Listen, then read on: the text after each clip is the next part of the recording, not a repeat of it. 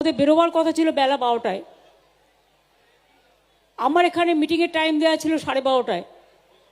হঠাৎ খবর এলো হেলিকপ্টারটা যাবে না।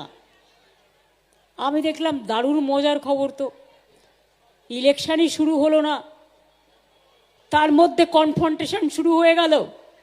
কিন্তু ওরা বুঝলো না এটা আমার ভালো হলো। কেন ভালো হলো বলুন তো? কারণ আমি রাস্তায় আস্তে আস্তে আমার সাথে প্রচুর মানুষের দেখা হয়েছে এবং আমি অনেকগুলো এলাকা দিয়ে ঘুরে এসেছি। অর্থাৎ আমার জনসংযোগ তার একটা সুদৃঢ় এবং নিবিড় সম্পর্ক তৈরি হয়েছে। আমি বিজেপিকে বারবার বলি, ওরে আমার সাথে খেলতে যাস না। আমার সাথে খেলতে গেলে আমি যে খেলাটা খেলবো সেই খেলায় তোমরা আমাকে ধরতেও পারবে না, ছুটতেও পারবে না, নাগালও পাবে না।